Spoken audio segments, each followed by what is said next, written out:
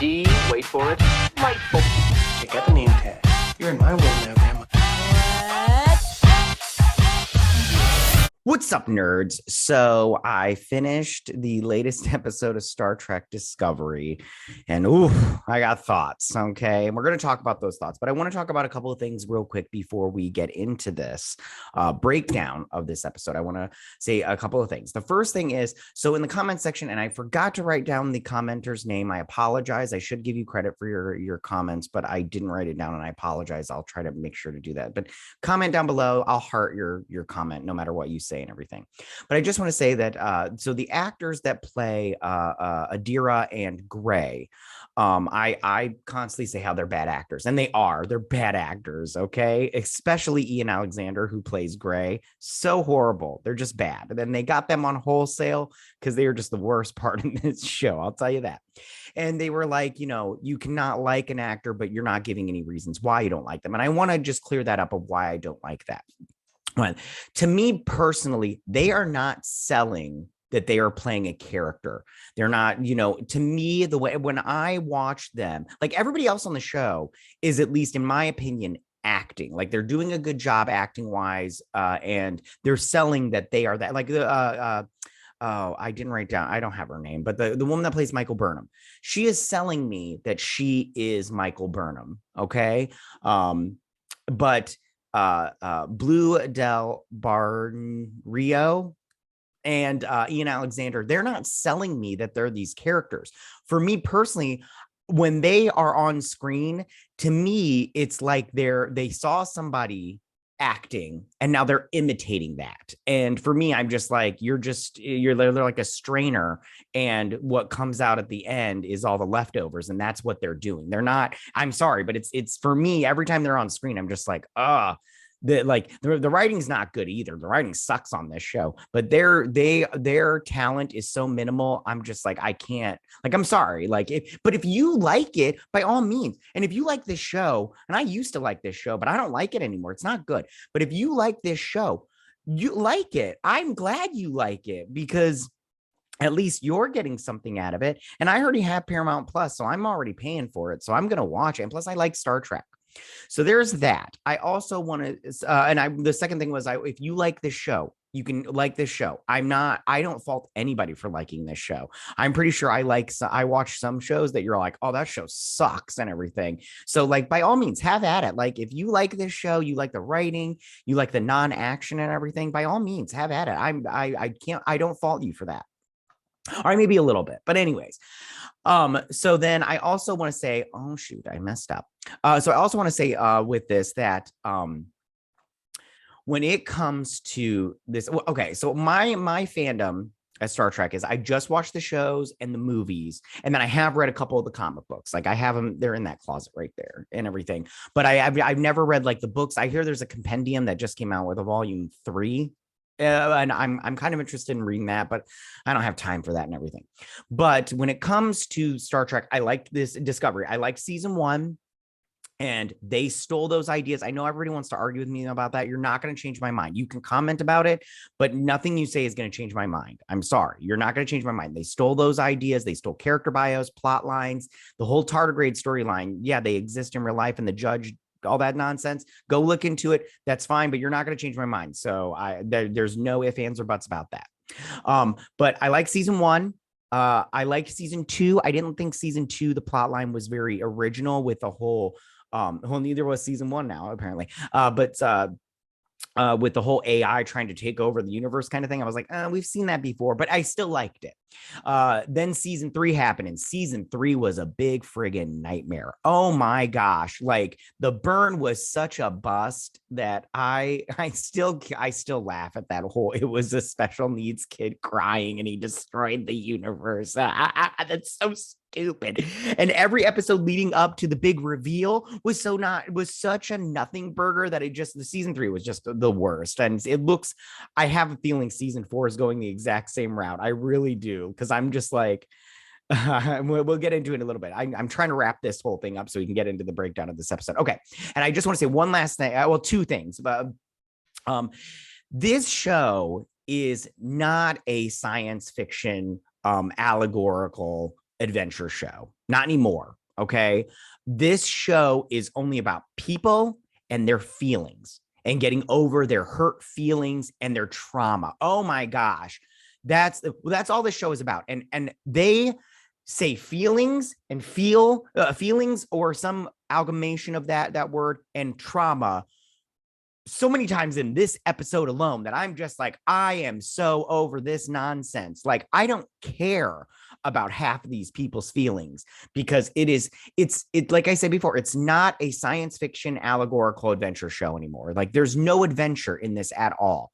Like, I'm not going on an adventure with you. I'm just in your therapy session with you. That's what this is. And I'm all like, so over this. At one point, Tilly says, you just need a hug. Like, what? Get out of here, Tilly. Like, I used to like Tilly. Tilly's a big nightmare now.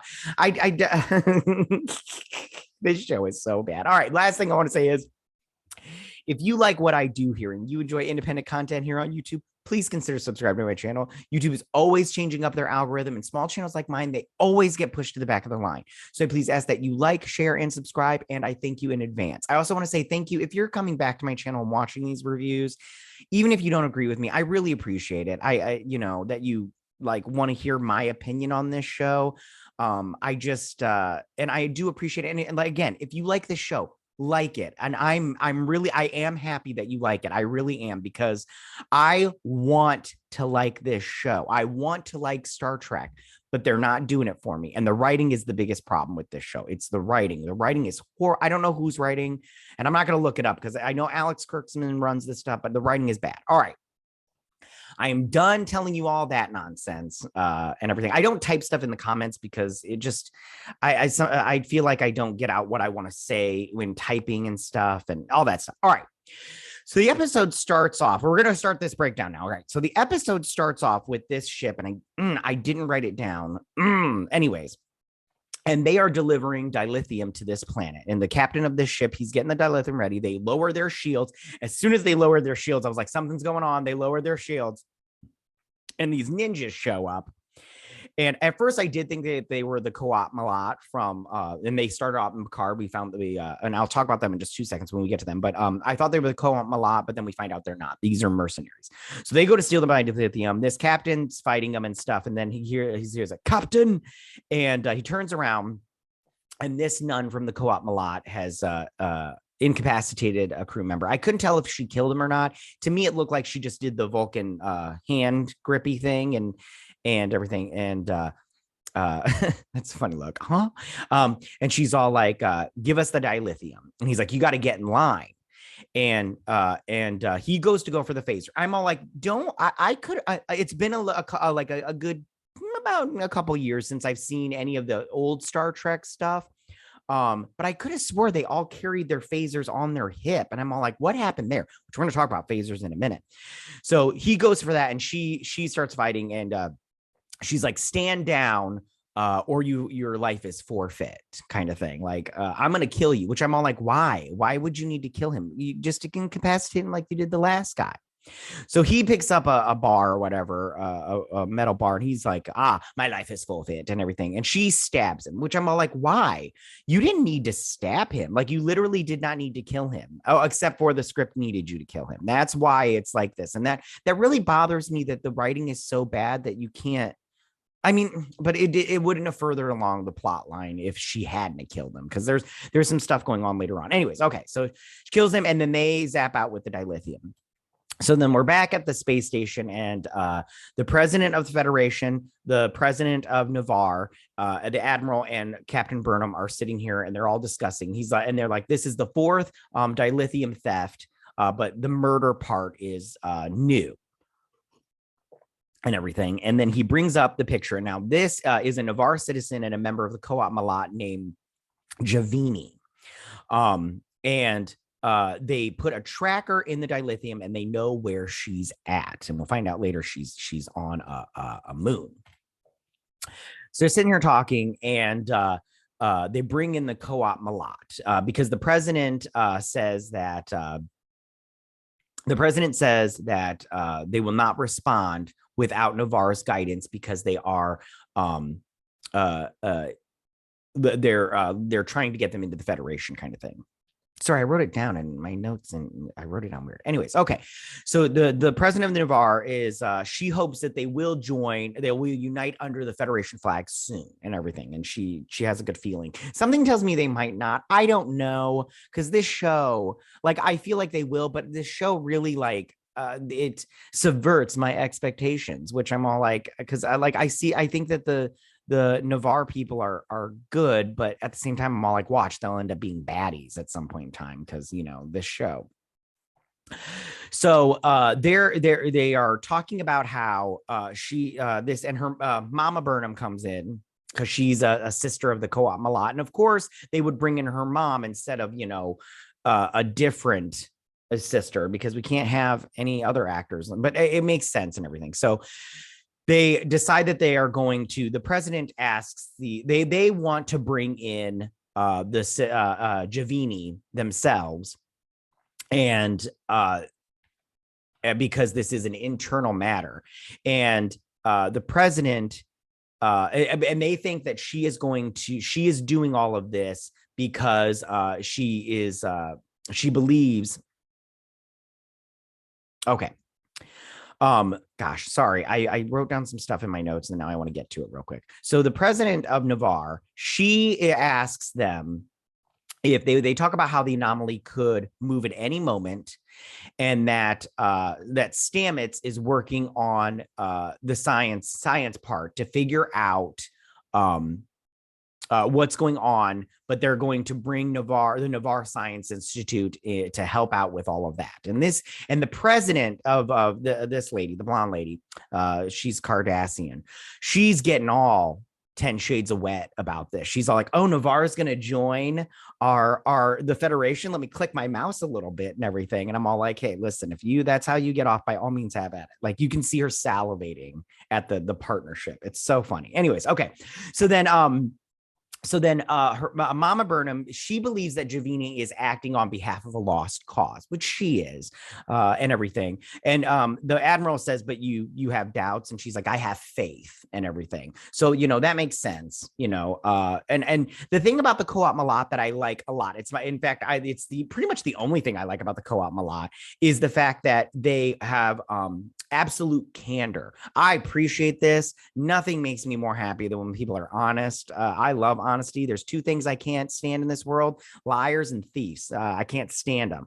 I mean, there's other things, but in my daily lives, if you lie to me or you steal from me, I can't deal with you no more. Anyways, so and so they break up and everything. And the president asks the admiral, can we have this a joint effort? The co-op Malat and the Federation, and Michael Burnham should go with to help out with that. So then then she sits here and she talks with Michael Burnham, and Michael Burnham is kind of like, this is a bad idea. And the president tells her, like, we want, and I'm paraphrasing all of this, she tells her they want Navarre in the Federation. And this is all political, all this stuff going on in this, that she wants Navarre in the Federation, and they need to walk on eggshells pretty much. And, having a little bit of cooperation in this specific matter, will be helpful towards that. And then, then we go over to the mess hall, which is always empty now. Remember in season 1, season 2, it was always full of people. And now there's like usually like 1 or 2 people in the mess hall. And I'm all like, what happened there? What's going on there? So Tilly sits down with Saroo, and she's eating a bowl of mac and cheese, which she doesn't like, which, let me tell you right now, if you meet someone that doesn't like mac and cheese, don't trust them. They're untrustable. Mac and cheese is the most delicious thing on the planet. It is my favorite food. I love mac and cheese. And yeah. So she's sitting here talking to them, and she was like, oh, you're leaving. I was hoping to talk to you. And she's trying to change up her whole thing and like do stuff out of her comfort zone because something's wrong with her. That's why she didn't like the mac and cheese. And I'm all like, I don't trust you, Tilly, anymore. Which, what happened to Tilly? I used to like this character so much. She was my second favorite character in season 1. Saroo's still my favorite character. I love Saroo, but she is just so unlikable now. Like, not in the sense that I dislike her. I don't hate her, but I just don't like when she's on screen. I'm all like, oh, can we please fast forward, please, and everything. So she is trying to change up her her schedule / her routine / do things that are uncomfortable / not normal for her so she can get into it. And she asks him if she can water his plants. And he says, yeah, because she like took the long way to the bridge this morning, and she slept on the opposite side of her bed with her pillow. And I'm all like, yeah, you're really getting a spark going in your routine, honeybee. So he's all like, well, yes, you can water my plants. Don't touch the moss when it's in bloom. And she's like, why not? And he's all like, it's better you not know. And I'm like, why is it better that she doesn't know? Don't you think it would be better if she did know, so then she doesn't get tempted to do it? I'm like, that's so stupid. That's like a parent. That's like a kid asking why, and you saying because I said so. Maybe you need to give a reason. Okay. So he's all like, I will do this, but I really do need to go. I ate fast because I really do need to go, because I have a thing with my home planet. We're going to discuss going back to the stars. This excites me only because I would like to A, see what their ships look like, and B, I would like to see more aliens on the show. That's my problem. One of the problems I have with this show is they don't have enough aliens. They have, sorry, I'm going to change. Hold on. Sorry, that the sun is really annoying me right now. Sorry, it's a little dark now. Sorry, guys, but the sun is like beating down on me and making me super bright. Okay, so then the aliens, there's not enough aliens. Like, what happened to Linus? And that's the problem with this show. I feel like they want to do all these big aliens with like in the first episode they did those butterfly aliens, but I'm all like, you didn't need to make them butterflies. You could have just had them with their makeup. Prosthetics cost way less than CGI. So you don't need to have an alien with a bunch of CGI. Just do prosthetics, and they can be human-like. I mean, look at all the like Ferengi, Cardassian, Klingons. They're all humanoid. Just do prosthetic. What happened to the Klingons? That's what I want to know. Anyways, okay, sorry, went on a tangent there. So we get into the science deck and everything, and she's talking to Book, and he's given him a task to kind of like, get his mind, off of the fact of losing his whole of Quajon, his whole planet.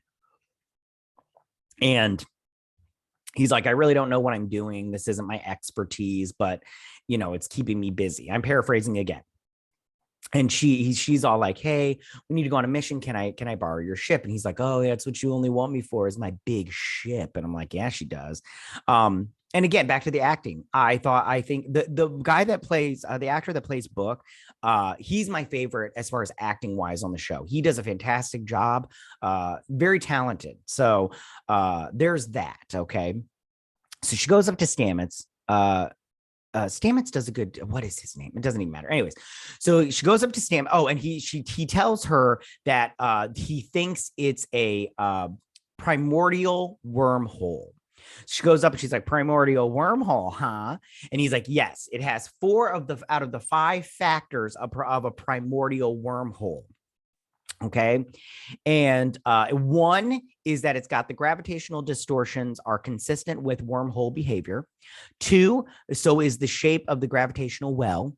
3, it's the ability to change direction. And 4, it contains a massive amount of credence dark matter, which we'll get into that 2 seconds. But the thing that it's missing is tachyons. It doesn't have any tachyons, which is apparently blue.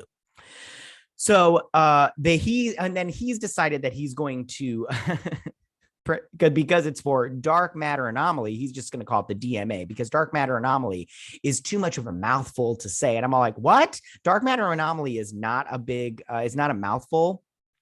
I think primordial wormhole that's not even a mouthful.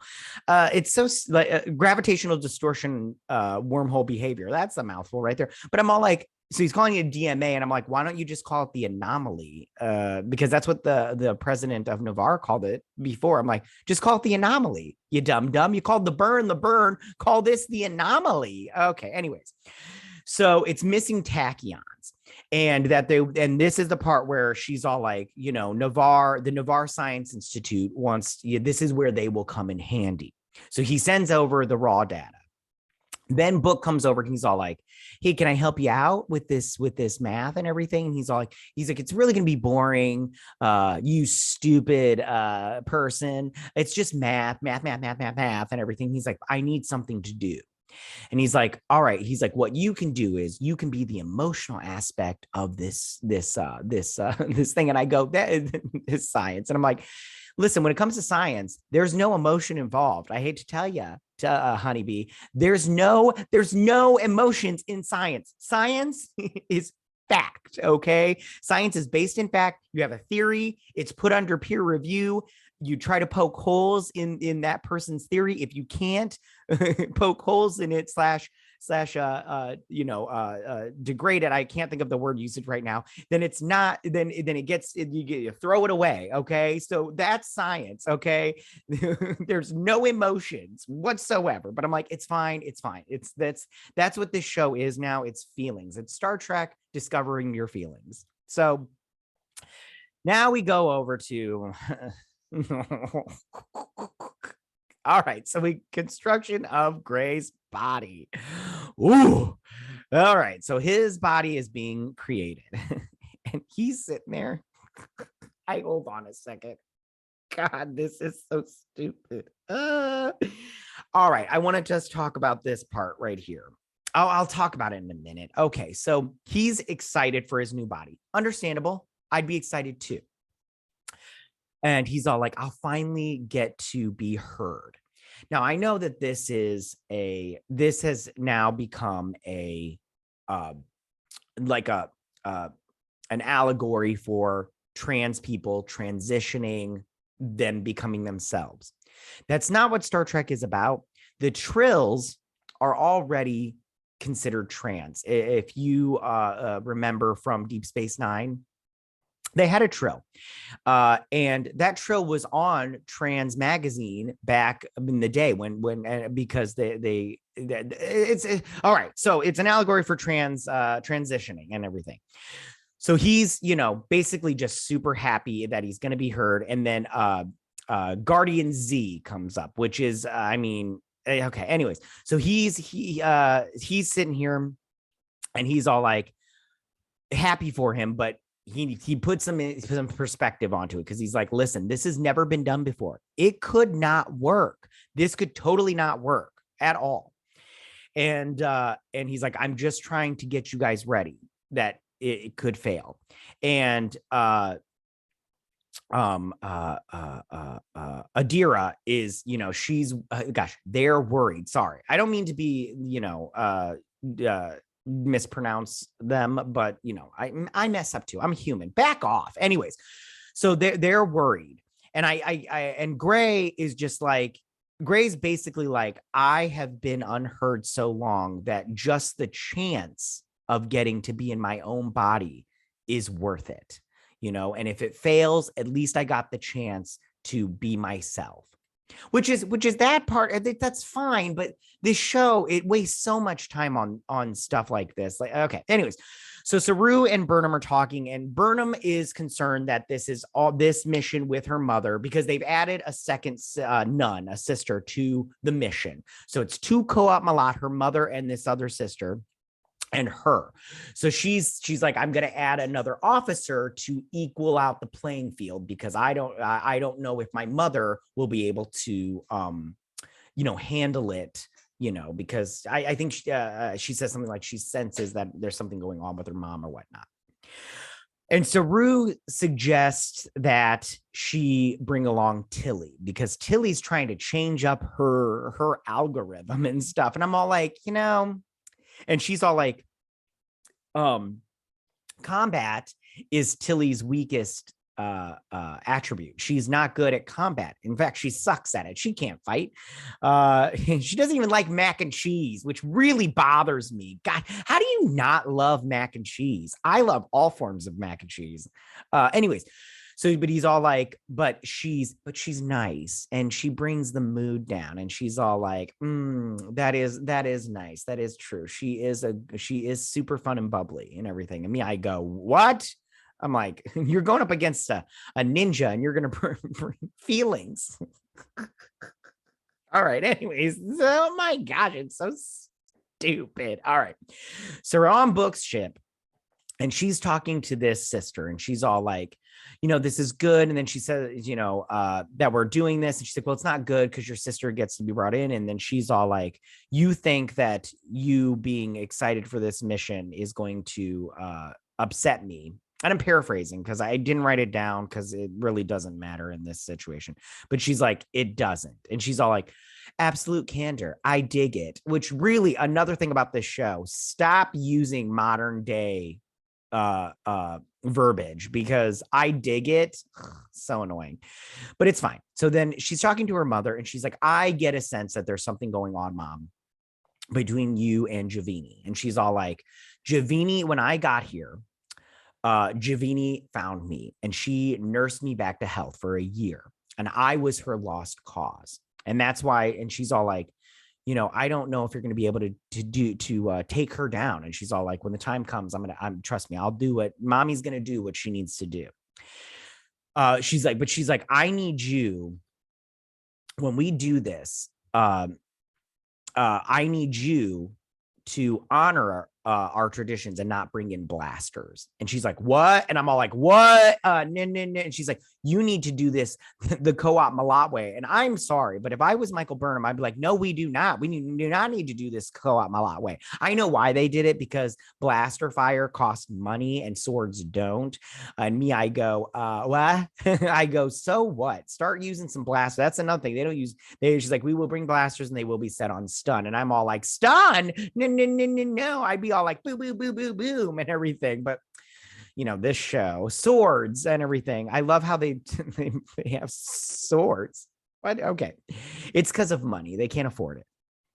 And she's like, you said you would honor the co-op Malay, the way.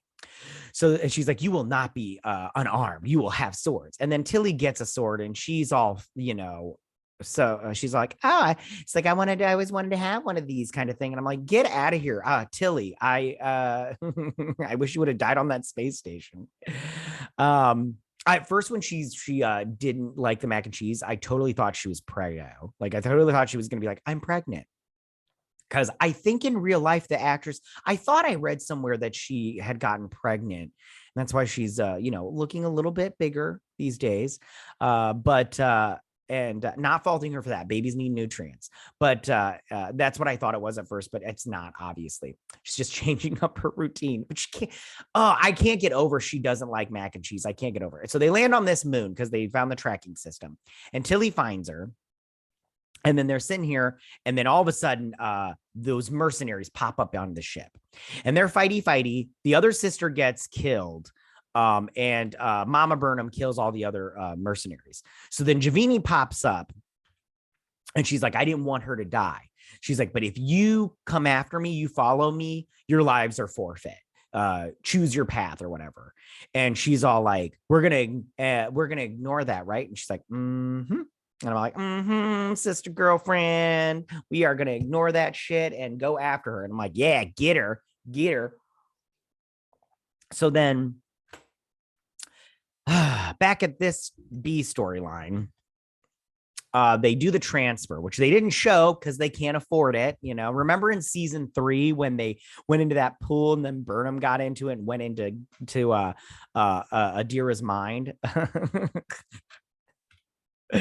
Oh gosh, season 3 was such an awful mess. This is turning out to be an awful mess too. Why? Okay, so then they're sitting here talking.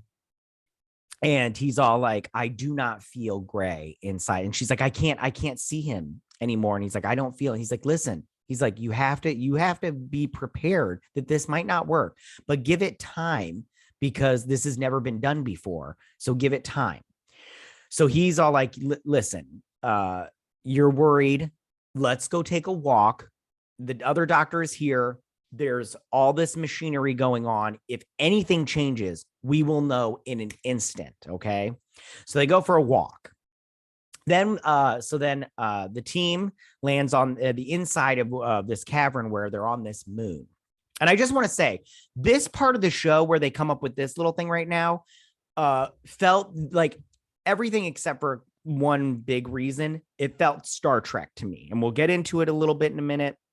But this part felt Star Trek to me. So they see these pods, and they're like, this was her lost cause, were these aliens. So what happened was, and she's all like, are you going to be able to do this, mom? And Tilly comes in and she talks about her mom and how she really didn't like children. She's like, but you know, if my mom was here right now, I'd just give her a big hug. And I'm like, get the fuck out of here, Tilly. Tilly, you are so annoying. I don't like you right now. I do not want her on this show anymore. Her character annoys the crap out of me. Go for a run like you did in season 1. Anyways, so they find her cloak and everything, and this was her lost cause, and they find the dilithium because they're in this big cavern, and they think it's a lost civilization, which it is basically. And so they find the dilithium right above them. So they get on this elevator. It's not called an elevator, and they go up there. Then we go over to Navarre, and they're talking to the Navarre Science Institute, which the institute has changed, come in a weird direction since J.J. Abrams' Star Trek. And Stamets is pleading his case about how it's a dark. Sorry, I minimized my notes for 2 seconds. He called it a primordial wormhole. Sorry, you guys. Sorry, I and everything. So then they go into meditation because they're gonna use their minds to fix it and everything. And she's like, when they're in meditation, that's the best form for them to control everything and think about it.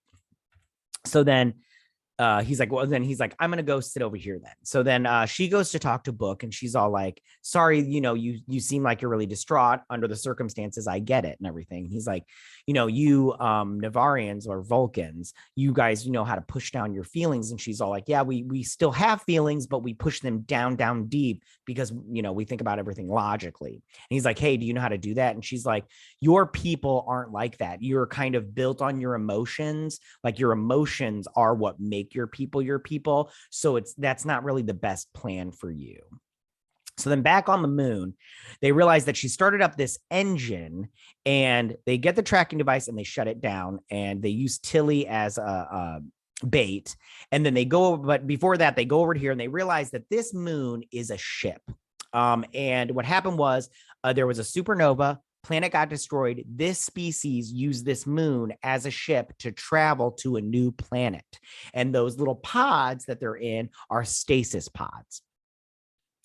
And this is all one big ship, and they were going to colonize that planet that the moon is above. And we'll get into that a tiny bit more. So this is where they're going to use Tilly as bait because they just shut down the engine, and Javini is coming. She's coming. But I'm like, why isn't she here in this engine room right now? It doesn't make any sense. Anyways, so then back at Casa del Failings, Adira is all like, I shouldn't have done this because what happens if it doesn't work? I can't lose Gray. And I'm all like, Adira being selfish, understandable. But at the same time, I go, Gray has told you, they told you it might not work. And Gray told you I would prefer to try and fail and go into non-existence than not try. But I do get where she's coming from. I really do. So then the doctor sits down with Saroo, and he's all like, basically like, it's kind of hard to struggle being a doctor, which, I mean, when has he been a doctor? Explain that to me. When was the last time he did doctory stuff? Because it looks like he's just standing around listening to people's feelings, and that he's also the ship's therapist. And then he talks about how, it can be hard to struggle to maintain the two. Sorry, I didn't write down that portion of their conversation because it was really boring. I'm sorry. This episode was really boring. Okay, so then Adira goes back to Gray, and they sit with them. I'm not trying to be disrespectful. I do want to be respectful to these people because they're people and they deserve respect. So they sit down with him, and they're like, I can't lose you. I need you here with me. And holds their hand and talks to them. Sorry, I really didn't write this down either because I was so uninterested in this conversation. So then back here, Tilly is waiting for Javini, and she shows up and she's like, I choose to live. I choose to live. And I'm all like, of course you do, because you are a weak individual. And Burnham shows up and they fight. And Mommy Burnham gets taken by the throat by Javini. And they're basically like, hey, those are stasis pods. What happened? She tells her story, how she was traveling in this system. She got a psychic connection with this alien, and that grave robbers came to the planet and were taking the aliens out of their stasis pod because their blood has lithium in it, lithium. And they were taking the aliens out of their pods, killing them essentially, and that they needed help. Well, Javini was in the system, and she came, and then she took on this lost cause. And that was her lost cause. And that's why the sisterhood hadn't heard from her in years and everything and all that, stuff. So then Burnham's all like, listen, we can bring them up online. We can open up the stasis pod. Tilly can turn the engine back on, and then these people can start taking over the planet down below. Because Javini did all of this. She started stealing the dilithium and killed that officer because of the anomaly. Because of the anomaly, she's all like, and it's so close to this planet and this ship, this moon ship, that she needed to get she needed the dilithium so that she could get these people out of the way. And they're all like, listen, the anomaly right now isn't going anywhere. So we can, so they start to do that. So then back on the planet, Navarre, the science people wake up from their meditation. They find out that Stamets is wrong. It's not a primordial wormhole because they can't find tachyons. So then, he's all like, he's basically bummed, and I get it. When you're wrong and everything, but this is science right here. His theory was put out there. It's under peer review. They found the hole. He had a hole in his theory. They found the hole too. End of discussion. So then they're all like, you witnessed it. Maybe there's something that, if it's blue, the tachyons are blue. So, maybe you saw it, but you don't remember it. And she's all like, a mind meld would help bring out those memories. And, Stamets is all like, no, he shouldn't have to relive his trauma, which I'm all like, of course, it's about feelings and trauma, not about, an allegorical science fiction adventure show.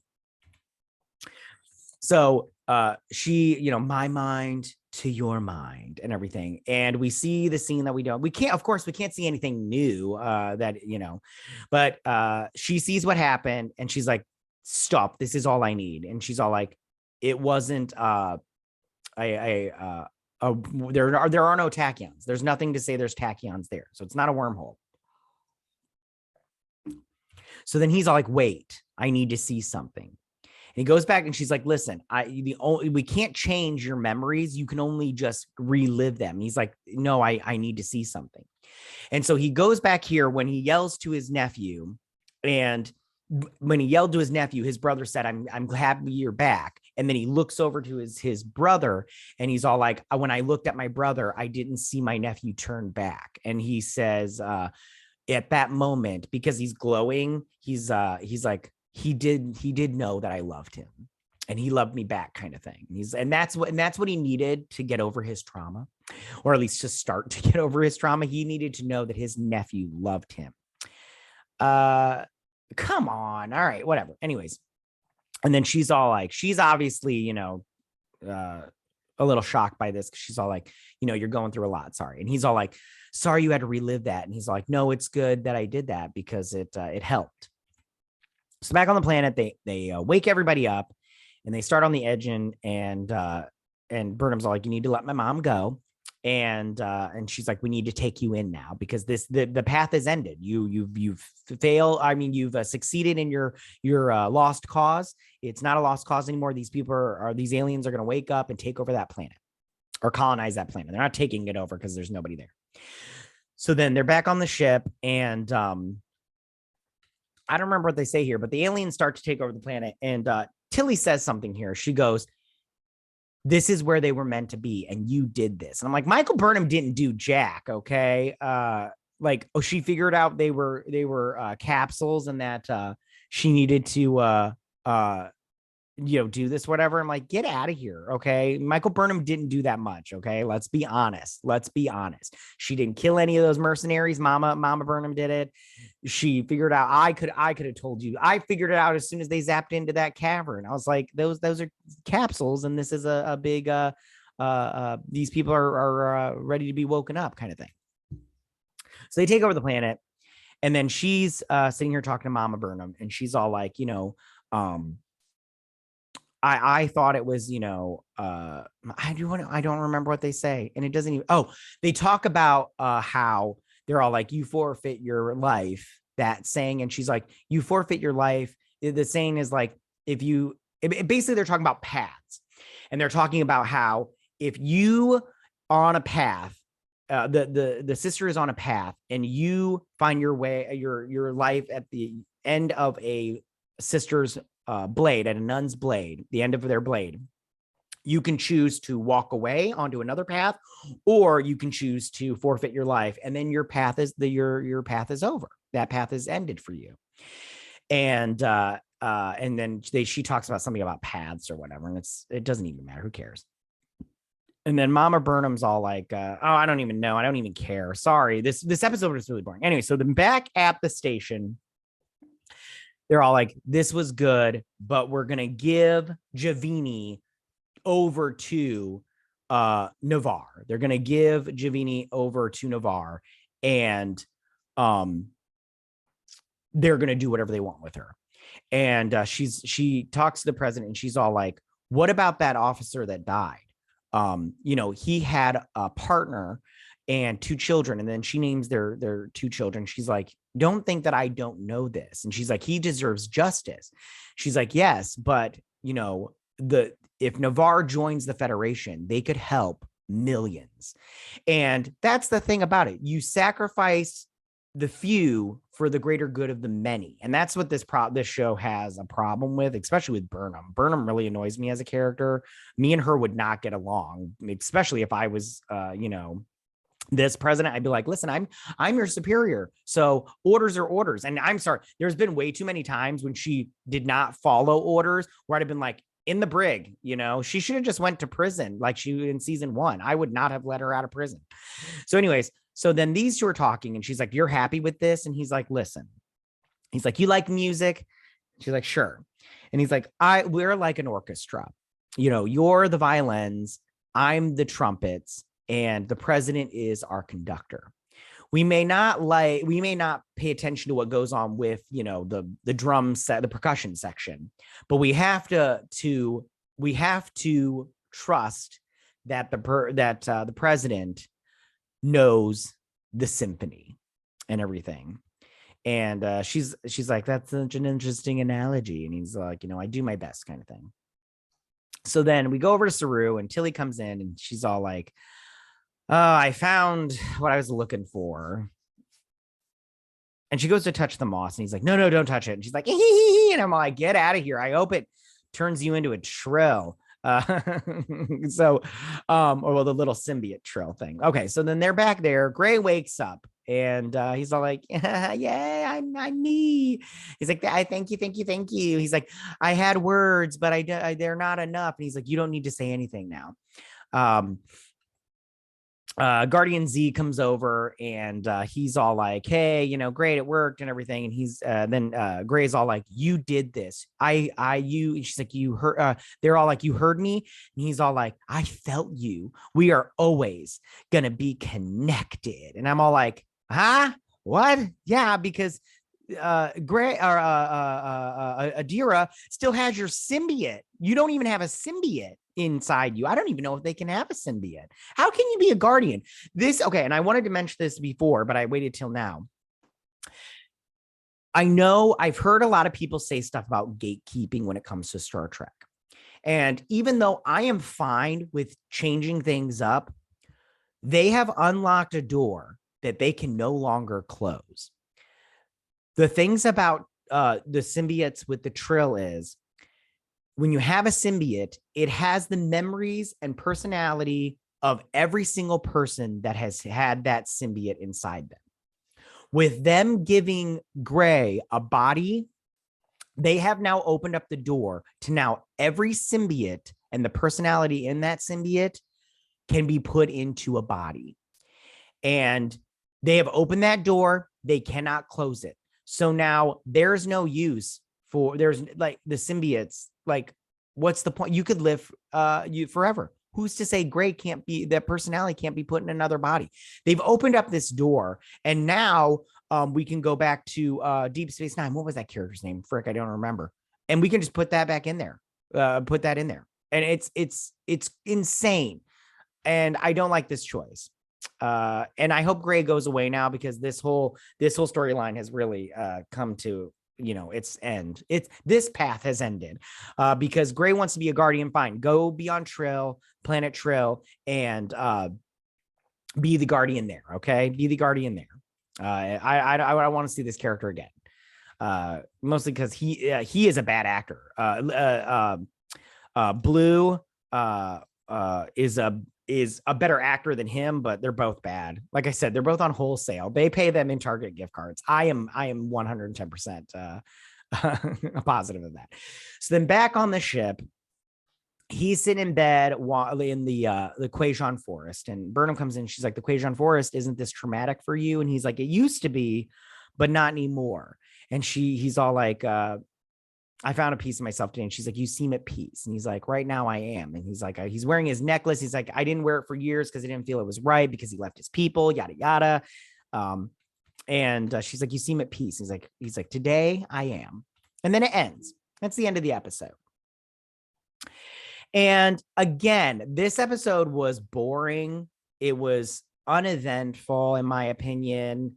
They only, the B storyline of Gray and him getting a body, that was what they wanted to do, because this is all about identity politics now. It's not about it, like I said before, it's not about doing a science fiction allegorical adventure show. And that's the problem with this show. They need to start doing that stuff. You know, and again, it's bad writing. Like this show, it's just bad. I'm sorry, it's bad. It's bad. But if you like it, by all means, have at it, you guys. I'm not trying to take away your love of it. I just don't like it. I don't like it, but I'm going to keep watching because it's Star Trek and I like Star Trek. So I'm going to keep watching. All right. I've taken up way too much time. This took a lot longer than I thought it would. I thought I'd get through this a lot faster. But tell me what you guys thought about this episode. Did you like this episode? Did you not like this episode? Go ahead and leave all your comments in that section down below. If you like this video, go and hit that like button. You know, I won't mind. If you're new to my channel, please hit that subscribe button. I'd greatly appreciate it. And I will see you guys on my next Star Trek Discovery, a breakdown and review. You guys have a good week. Live long and prosper. Bye.